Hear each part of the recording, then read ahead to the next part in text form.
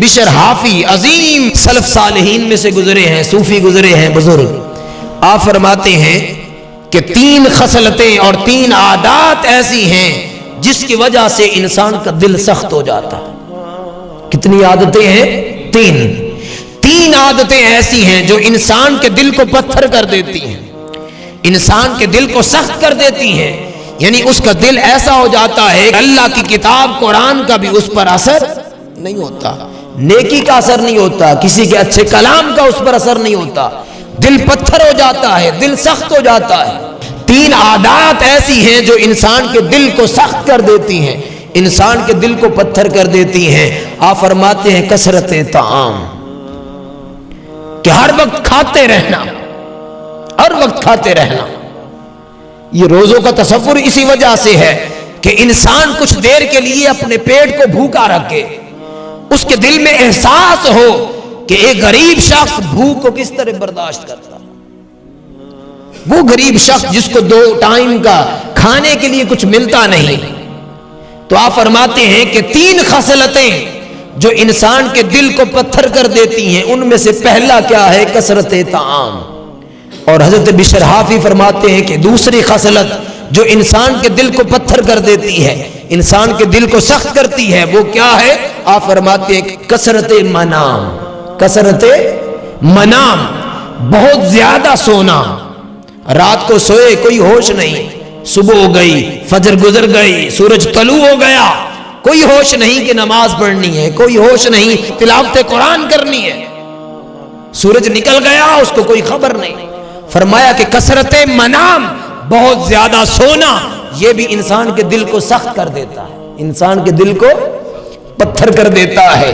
یہی وجہ ہے کہ اولیاء کرام کی زندگیوں میں ہم دیکھتے ہیں کہ وہ راتوں کا قیام کرتے ہیں، وہ رات کو اٹھتے ہیں، اللہ کی بارگاہ میں مناجات کرتے ہیں، اللہ کی بارگاہ میں گریہ وزاری کرتے ہیں، اللہ سے ہم کلام ہوتے ہیں، اپنی حاجات اس الہ کے سامنے رکھتے ہیں، اس کے حضور سر بسجود ہوتے ہیں۔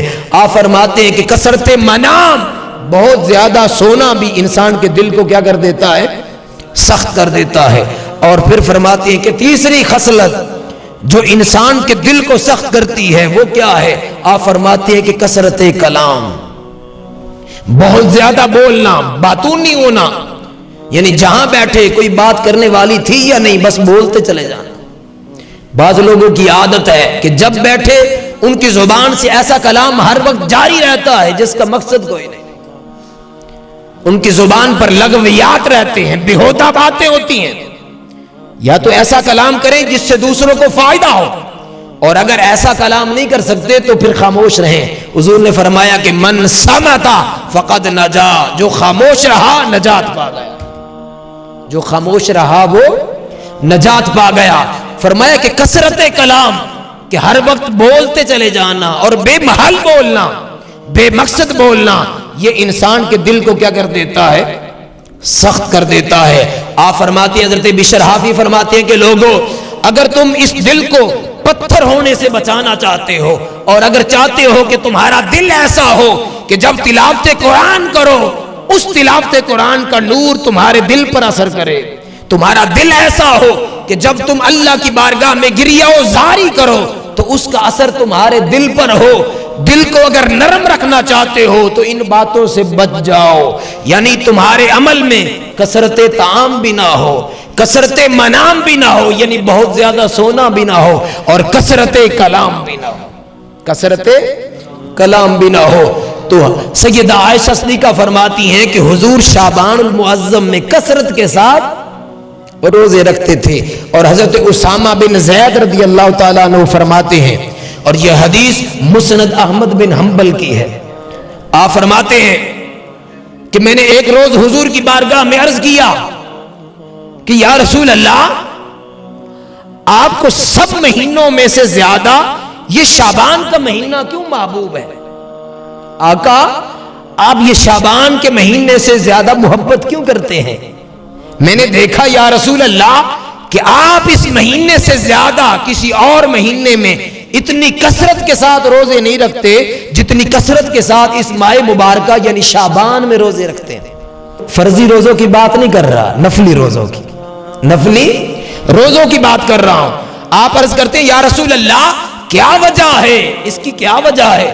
آپ شعبان سے اس قدر محبت کرتے ہیں اور میں دیکھتا ہوں کہ آپ کثرت کے ساتھ اس مہینے میں روزے رکھتے ہیں, آقا اس کی وجہ کیا ہے؟ اس پر تاجدار انبیاء صلی اللہ علیہ وسلم نے فرمایا کہ اے اسامہ بن زید, یہ وہ مہینہ ہے شعبان کا جس کے حوالے سے اکثر لوگ غافل رہتے ہیں, غفلت میں پڑے رہتے ہیں اور غفلت کے اندر اس مہینے کو گزار دیتے ہیں, حالانکہ یہ وہ مہینہ ہے جس مہینے کے اندر لوگوں کے اعمال اللہ کی بارگاہ میں پیش کیے جاتے ہیں, لوگوں کے اعمال اللہ کی بارگاہ میں پیش کیے جاتے ہیں.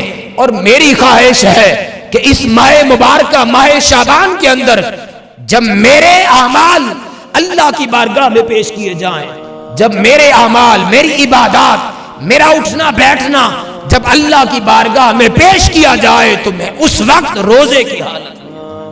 اور پھر حضرت ابن رجب الحنبلی رحمت اللہ تعالی علیہ وہ فرماتے ہیں اپنی کتاب لطائف المعارف میں, اور انہوں نے حضرت سلمہ بن کوہیل, حضرت سلمہ بن کوہیل ان کا فرمان نقل کرتے ہیں. وہ فرماتے ہیں کہ حضرت سلمہ بن کوہیل آپ فرماتے ہیں کہ کہا جاتا ہے کہ شعبان وہ مہینہ ہے جو تلاوت قرآن کرنے والوں کے لیے ہے.